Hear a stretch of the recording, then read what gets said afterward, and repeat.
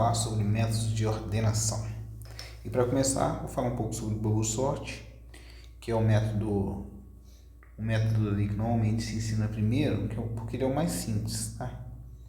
Ele é um algoritmo ali que os números vão sendo ordenados de uma forma ali mais suave. Você vê, parece uma onda caminhando, por isso que ele tem esse nome, Bubble Sort, ou o pessoal fala também que é um método de flutuação, que os números vão flutuando por a posição correta. Tá? Então, eu vou fazer um exemplo que eu acho que explica melhor. Tá? Mas como é que é basicamente o funcionamento desse algoritmo? Ele basicamente seria um loop dentro do outro, que primeiramente você define você começa da esquerda do seu array, tá? Então aqui vou numerar meu array 1, 2, 0, 1, 2 e 3, aqui as minhas posições do meu array, tá? E quando o número, por exemplo, eu quero ordenar na ordem crescente, então quando o número sucessor for menor, quando o número antecessor for maior do que o número sucessor, eu tenho que trocar eles de posição, tá? Então eu começo aqui na posição 0 e me pergunto se esse número na posição 0 é maior do que o número que está na posição 0 mais 1, tá? Ou seja, o número que está na posição i é maior do que o número que está na posição i mais 1? Interrogação. Se sim, eu troco eles de lugar. Lembrando que eu estou fazendo, para mim, o meu vetor no final está na ordem crescente. Então, nesse caso aqui, o 5 não é maior do que o 9. Tá? Então, não faço nada. Beleza. Não fiz nada aqui. O que eu faço agora? Eu vou para a próxima posição, né? No caso aqui seria na posição i mais 2. Lembrando que eu comecei do 0. Então vou na próxima posição. O 9. Vou comparar o 9, que está na posição 1, com o 2, que está na posição 2. Tá? 9 é maior do que 2. Então, o que eu vou fazer? Eu vou trocar os dois elementos de posição. Então, eu vou colocar o 9 na posição 2 e o 2 na posição 1. Então, o meu novo array vai ficar assim: 5, 2, 9 e 1. Tá? Então, fiz essa troca. O que eu faço agora? Eu volto lá no começo e retorno? Não. Eu continuo aqui. Então, se o último que eu fiz, primeiro eu avaliei a posição 1 com a posição 0 com a posição 0 mais 1. Depois eu avaliei na posição 1 com a posição 1 mais 1, que é a 2. Agora eu vou avaliar a posição 2 com a posição 2 mais 1, né? Com a posição 3. Então, 9 é maior do que 1? Então, vou fazer outra troca. Então, agora o meu vetor vai ficar do 5, 2, 1 e 9. Tá? Fiz essa segunda troca. Agora, você vê que agora eu cheguei no final, tá? Porque não faz sentido eu querer comparar o último, né? Já comparei esse com o próximo, esse segundo com o próximo, esse terceiro com o próximo. Agora não faz sentido eu querer comparar esse aqui com o próximo, porque ele não tem próximo, né? Então o que eu faço? Volto lá no começo e faço de novo. Então vou comparar o primeiro com o sucessor de novo. Então agora o 5 é maior do que 2. Então agora sim, agora o elemento que está na posição 0 é maior do que o elemento que está na posição 1, ou 0 mais 1, né? Então, agora eu já posso fazer essa troca. Então, aqui agora o meu array vai ficar da seguinte forma: 2, 5, 1 e 9, tá? 2 e 3.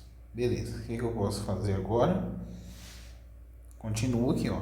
Então, primeiro eu comparei esse com o sucessor, né? Agora eu vou comparar esse que está na posição 1. Eu comparei o que estava na posição 0 com o sucessor. Agora eu vou comparar o que está na posição 1 com o sucessor. Você percebe que, independente de eu ter feito a troca ou não, eu sempre vou ir para o próximo. Então, se eu comparei o 0 com o sucessor, independente de eu ter feito a troca ou não, eu vou comparar a posição 1 com o sucessor. Como nesse caso eu fiz a troca, eu vou comparar o 5 de novo. Só que antes eu tinha comparado o 5 com o antecessor, agora eu vou comparar o 5 com o elemento que está na posição sucessora dele. Então agora eu vou comparar o 5 com 1. 5 é maior do que 1? É. Então, o meu novo array vai ficar na seguinte ordem: 2, 1, 5 e 9. Perfeito? 5 agora é maior do que 9? Não. Então não preciso fazer nenhuma troca. Volto lá para o início de novo. O 2. Vou comparar o 2 com 1. 2 é maior do que 1? É. 2 é maior do que 1. Então aqui eu já vou fazer. 2 é maior do que 1, então o vetor que está na posição 0 é maior do que o vetor que está na posição seguinte. Então, tenho que fazer a troca. Então, agora o meu array vai ficar 1, 2, 5 e 9. 0, 1, 2. Lembrando que em vermelho aqui são as posições, tá? Estou colocando para ficar mais claro. 2. O 2 é maior do que 5? Não, então não vou fazer nenhuma troca. O 5 é maior do que 9? Não, então não vou fazer nenhuma troca. Beleza, meu array já está agora, já está ordenado, tá? Em ordem crescente. Então é muito simples esse vetor, e ele cai em prova, mas basicamente assim: se você sabe fazer isso, se você sabe ordenar assim, você vai conseguir resolver as questões. Que ele vai perguntar quantas interações, por exemplo, tem questão que fala quantas trocas teve que ser feita para o vetor ser ordenado. Aí você vai falar, teve tantas trocas. Vai contando, né, cada troca que você vai ordenando cada troca que você faz, você conta um a mais. Outro tipo de questão: quantas comparações ele teve que fazer?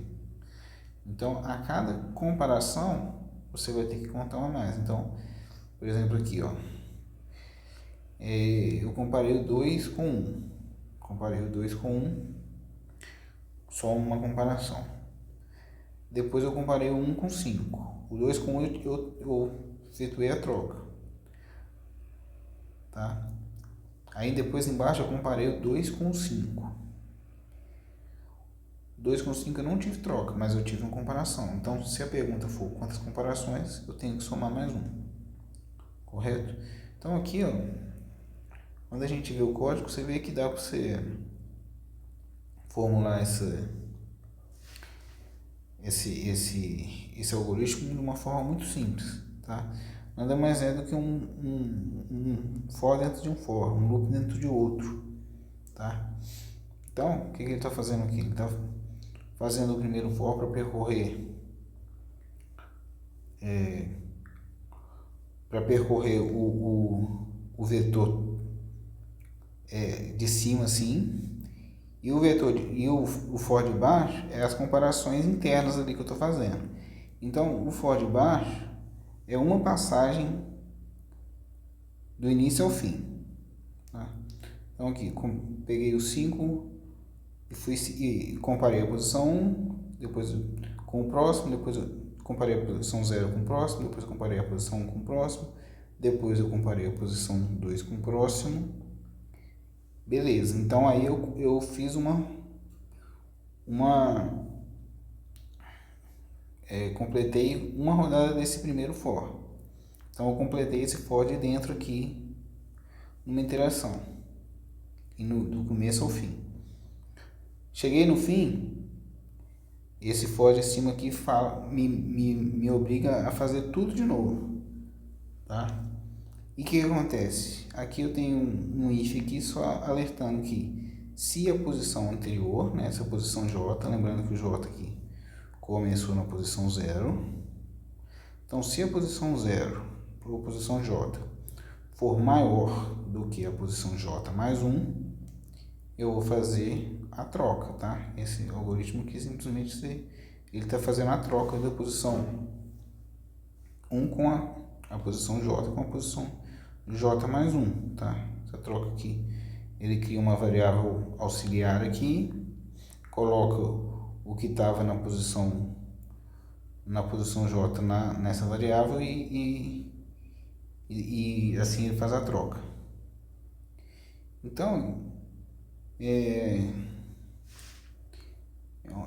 você vê que é um algoritmo bem simples e o negócio é fazer questão para você conseguir fazer isso rápido, tá?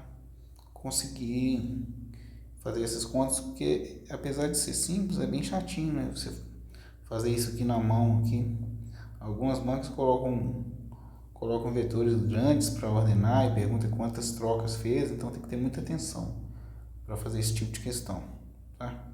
Mas não tem erro não, é só fazer exercício que na hora da prova você vai acertar. Então valeu, essa aula eu consegui fazer mais curtinha. Falou!